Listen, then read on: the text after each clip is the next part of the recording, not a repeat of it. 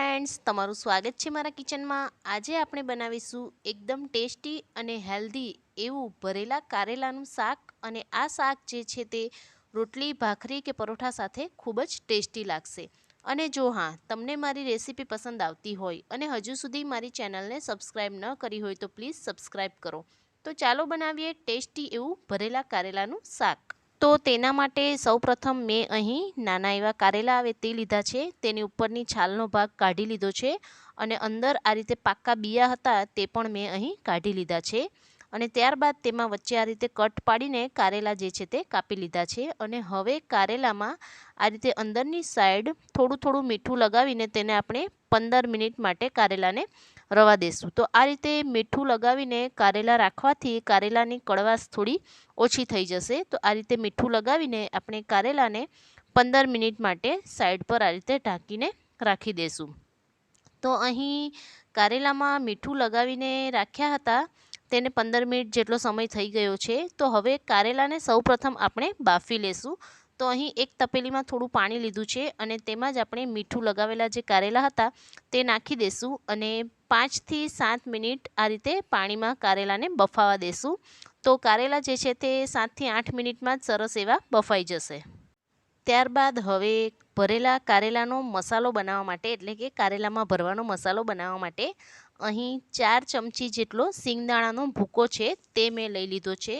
અને તેમાં આપણે 1 ચમચી જેટલો ચણાનો લોટ એટલે કે બેસન જે છે તે ઉમેરી દઈશું અને 2 ચમચી જેટલો ગોળ ઉમેરી દઈશું। જો તમને કારેલા થોડા ખાવામાં કડવા પસંદ આવે તો ગોળનું પ્રમાણ ઓછું રાખવું। તો અહીં 2 થી 2.5 ચમચી જેટલો મેં ગોળ ઉમેરી દીધો છે। ત્યારબાદ અહીં અડધી ચમચી જેટલી લસણવાળી લાલ ચટણી જે છે વાટેલી તે ઉમેરી દીધી છે। અને ત્યારબાદ તેમાં અડધી ચમચી જેટલી હળદર ઉમેરી દઈશું, 1 નાની ચમચી જેટલું ધાણા જીરું પાવડર ઉમેરી દઈશું અને ત્યારબાદ તેમાં હવે આપણે અડધી નાની ચમચી જેટલું મીઠું ઉમેરી દઈશું। અને મીઠું ઉમેર્યા બાદ હવે અહીં થોડો એવો આમચૂર પાવડર છે તે હું અહીં ઉમેરી રહી છું। જો આમચૂર પાવડર ન હોય તો થોડો એવો લીંબુનો રસ અહીં ઉમેરી દેવો, પરંતુ મારી પાસે અહીં આમચૂર પાવડર છે તો તે મેં અહીં ઉમેરી દીધો છે। ત્યારબાદ હવે થોડો એવો ગરમ મસાલો અથવા તો કિચન કિંગ મસાલો જે છે તે ઉમેરી દીધો છે। અને હવે આ રીતે લીલા ધાણા કટ કરીને મસાલામાં આપણે ઉમેરી દઈશું અને ત્યારબાદ અહીં 1.5 ટેબલસ્પૂન જેટલું તેલ ઉમેરીને આ મસાલાને, બધા મસાલાને એકદમ સરસ રીતે હાથ વડે મસળી લેશું। એટલે કારેલામાં ભરવાનો મસાલો જે છે તે અહીં રેડી થઈ ગયો છે।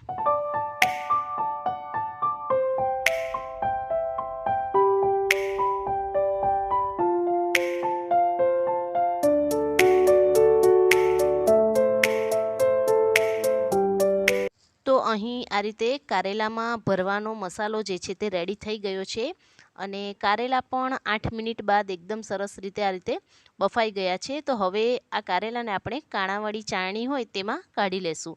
તો આ રીતે કાણાવાળી ચાળણી હોય તેમાં કાઢી લેશું અને હવે શાકમાં ઉમેરવા માટે એક મીડિયમ સાઇઝની ડુંગળી અને એક મીડિયમ સાઇઝનું ટામેટું લીધું છે મેં। તો બંનેને આ રીતે ખમણીમાં હું ખમણી લઈશ, એટલે કે તેની ગ્રેવી જે છે તે રેડી થઈ જશે। જો તમારે આ રીતે ખમણીમાં ન ખમણવું હોય તો તમે તેને મિક્સર જારમાં પણ ગ્રેવી કરી શકો છો। તો ડુંગળી અને ટામેટાં બંનેને આ રીતે હું ખમણીમાં તેને છીણી લઈશ। તો અહીં ડુંગળી અને ટામેટાની ગ્રેવી થઈ ગઈ છે અને કારેલા પણ અહીં થોડા એવા ઠંડા એવા થઈ ગયા છે।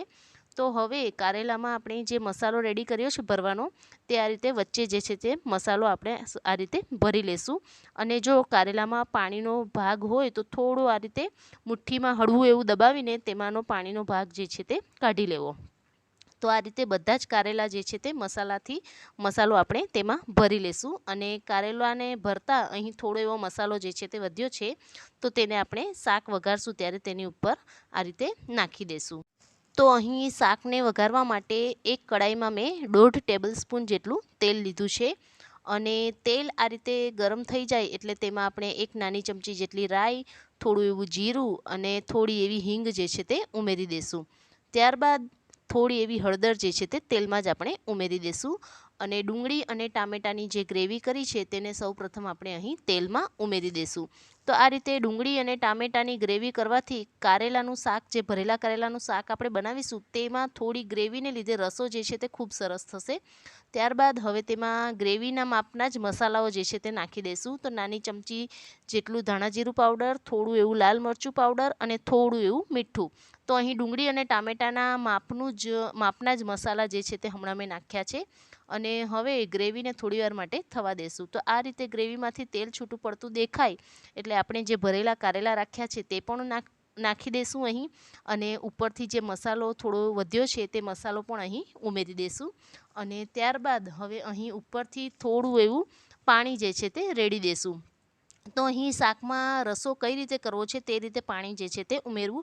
અને હમણાં કારેલાને આપણે નહીં હલાવીએ, ઢાંકીને તેને 5-1 મિનિટ માટે થવા દેશું. તો આ રીતે 5 મિનિટ માટે એકદમ ધીમા ગેસના તાપે તેને થવા દેવાના છે. તો 5 મિનિટ અહીં થઈ ગઈ છે અને કારેલા જે છે તે એકદમ સરસ રસદાર અને રસો પણ, ગ્રેવી પણ જે છે તે એકદમ સરસ એવી થઈ ગઈ છે. તો ત્યારબાદ અહીં ઉપરથી થોડા એવા લીલા ધાણા જે છે તે આપણે ઉમેરી દઈશું. તો અહીં તૈયાર છે ટેસ્ટી એવું કારેલાનું શાક. અને આ રીતે ભરેલા કારેલાનું શાક તમે ક્યારેય ન બનાવ્યું હોય તો એકવાર જરૂરથી ટ્રાય કરજો. ખાવામાં ખૂબ જ ટેસ્ટી લાગે છે. અને ગોળ વધારે પ્રમાણમાં આપણે નાખ્યો હોય તો નાના બાળકો પણ ખૂબ જ સરસ ખાય છે, કારણ કે ગોળને લીધે કડવાશ જે છે તે નથી લાગતી. તો અહીં તૈયાર છે ટેસ્ટી એવું ભરેલા કારેલાનું શાક. અને આ રીતે ભરેલા કારેલાનું શાક તમે ક્યારેય ન બનાવ્યું હોય તો એકવાર જરૂરથી ટ્રાય કરજો. અને આજની આ રેસીપી જોવા બદલ તમારો ખૂબ ખૂબ આભાર. Thanks for watching.